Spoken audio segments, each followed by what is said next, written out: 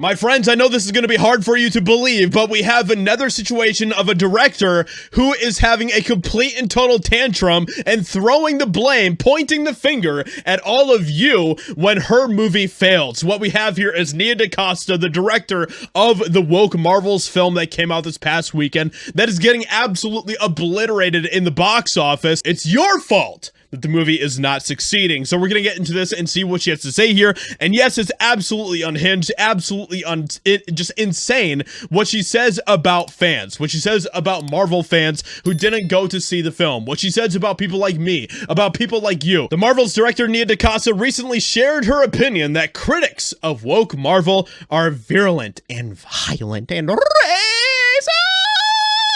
and sexist and homophobic.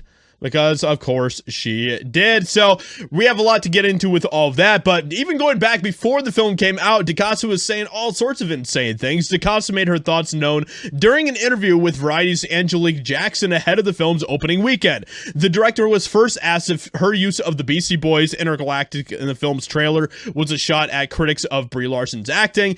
Jackson explained the lyrics, "Well now, don't you tell me to smile," seemed especially pointed, evoking an early scene from the first Captain Marvel where Carol is approached by a smarmy biker who revs his motorcycle engine to get her attention and says, "You gotta smile for me," which is just cringe. Okay, like this whole bit in the film is just cringe. Okay, like it's not reality. It's just not. Okay, come on.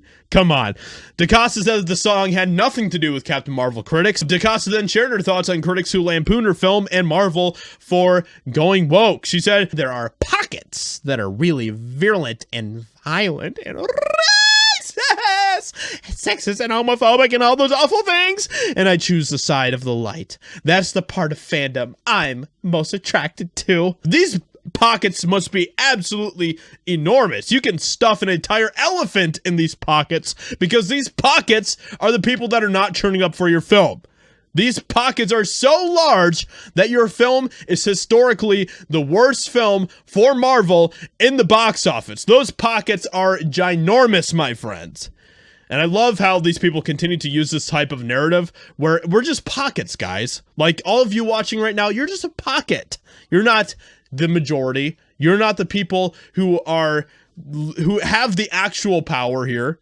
You're just a pocket. You mean nothing in the grand scheme of things, which of course is not how I view you. I appreciate all of you for watching my videos, of course. And so much in the same way that she is using this type of narrative that Hollywood likes to use, where they like to say that we are the minority and all of that type of nonsense, she also is calling us all of these. She's using a bunch of ad hominem type of attacks against us to paint us as the villains here, when really, we're just fans that want good entertainment. That's all that we want at the end of the day. We're tired of all of the things that get in the way of compromising that, such as the woke agenda, all of the diversity politics, all the identity politics stuff, all of that type of stuff is stuff that Hollywood puts in place, prioritizes over what really matters, and that is telling a good story, being faithful to the source material, which Hollywood has been very, very terrible at for years now at this point. Obviously, Marvel in general is just in a horrible spot right now. They continue to go downhill, and that is something that we can all see. So with that being said, let me know what you think about all of this in the comments below.